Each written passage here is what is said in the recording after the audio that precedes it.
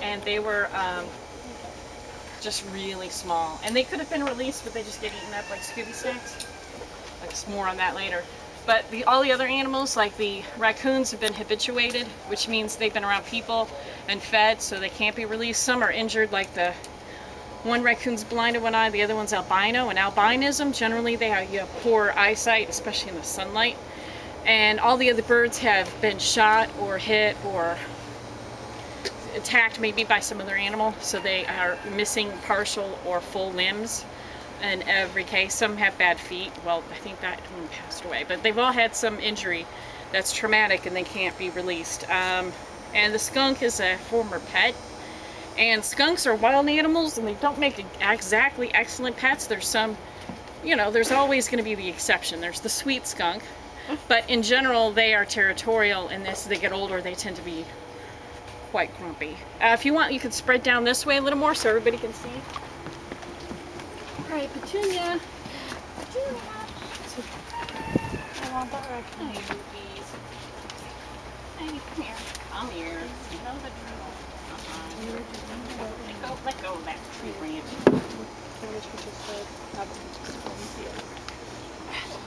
Oh gosh.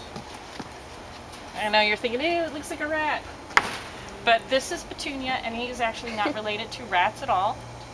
You see, he's got two fangs in the front. He doesn't have the rat-like incisors that have actually go over their entire life. Let's move down a little more so we can get some more people in here. I want everybody to be able to see this guy. Ooh, you Swampy. Well, no, I always figure there's a rattlesnake under there somewhere. Oh, okay. I had a nightmare a couple times about that. You can squeeze down more if you want. There's some room right here. You can get closer to me. I don't smell that bad yet.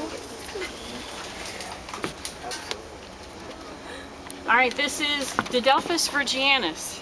This is the Virginia possum. The Virginia possum is a unique North American animal. There is a South American counterpart that's called the short-tailed possum. He's a bit cuter. People tend to like him more and keep him as pets in South America. But the reason they're unique is because they're the only North American marsupial. That's somewhere in the prehistory when we were somehow attached to Australia. This guy made it over here and he liked it. And marsupials, of course, the female has a pouch. They have an interesting life cycle that they use with that pouch. The female and the male, sometimes they'll mate once or twice a year and have up to 2 litters. And when they mate, the babies are going to be born 13 days later, pink, blind, and hairless. They will crawl through the mother's birth canal, through her fur, into the pouch. This is a vertical pouch, not a horizontal one. And they're going to hang out in that pouch for the next 35 days or so, getting their hair growing out, their eyes open. And as they come out, they're going to hang on mom's back and cling to her fur.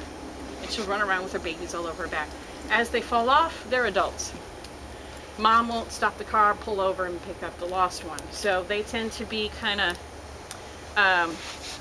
small unless they stick on to mom really good. What happens is lots of flies here all of a sudden. Somebody must be wearing perfume. Bless you. Sorry. The babies get eaten quite a bit. She'll have up to 13, no more than that. And they're a good part of the ecosystem because they do provide a food source. They generally only live about 2 years in the wild. One reason is because they have very poor eyesight, and they have good hearing, a good sense of smell, but that poor eyesight will lead them into trouble because one of their favorite things to eat is roadkill. You'll see them by the side of the road, and then they, ironically enough, become roadkill.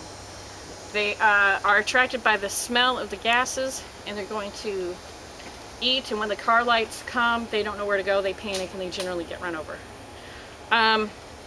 The other unique thing about them is they have a thumb. See this? They're the only non-primate that has an opposable thumb. They use it just for climbing and holding on. It's the opposite of us. We have a thumb on our hand, they have a thumb on their feet. And they're going to use it to climb and hold on to things and everything. They even sometimes use it when they're eating. They'll use it to hold their food and they'll eat with their toes. And they are the only non-primates. So the only other animals that have thumbs are humans, apes, and monkeys. So they're part of a very unique class because of that.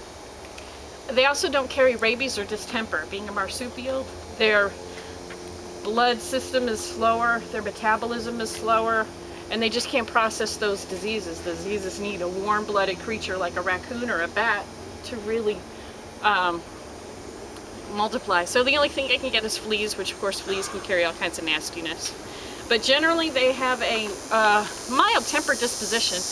If approached, they will open their mouth and hiss or growl, but it's a little quiet, like it's not like a growl like a dog even. It's very, very quiet. They don't really vocalize much. And they're going to open their mouth and show their 50 sharp teeth, which are more like sharp molars, except for the fangs. They use it to break up bones and eat gross things. They eat rotten fruits and vegetables, bugs, larvae. They're a good part of the cleanup crew of the animal kingdom. And they're not hard on an ecosystem because they don't infest. They generally only stay a couple days in one spot. They'll travel up to 4 miles in a night. And they'll just sleep wherever they can find a little nest that they make themselves. And they'll carry sticks with their semi-prehensile tail. And they'll sleep up in the trees, hanging in a little crotch part of the tree. They'll just find and make a little nest. But they don't infest, which means like a rat or a mouse, once they find a food source, they're going to stay there. They're going to raise all their 500 kids there. And they're going to go there until they're all eaten and died or somebody exterminates them. But a possum doesn't do that. He just eats what he needs and goes. If you leave cat food out, he'll eat a little bit and then leave. He's not really interested in being a big fat possum, although they can get pretty chubby. They also, when they're approached, besides opening their mouth and hissing, you probably heard that possums play possum. Playing possum isn't playing to them. What happens is they get so scared the little heartbeat goes, they faint. And they will stay in that coma-like state for a couple minutes to several hours. A lot of times people say, oh yeah, my dog found a dead possum in the backyard. I buried it, and the next morning it came back from the dead. And they find where the grave was, and it's all disrupted, like it was a vampire or zombie possum. Or the other famous one, they pick it up with a shovel, put it in the garbage, and the next morning they go to take out the trash, open it up, and there he is, freaking people out. But they have no idea what goes on when they faint. It's just like you or I if we were to pass out cold. Anybody want to pet him? He's a real sweetheart. I do. He's really soft. He's an exceptionally soft possum. Some people eat them. I heard they don't taste very good though.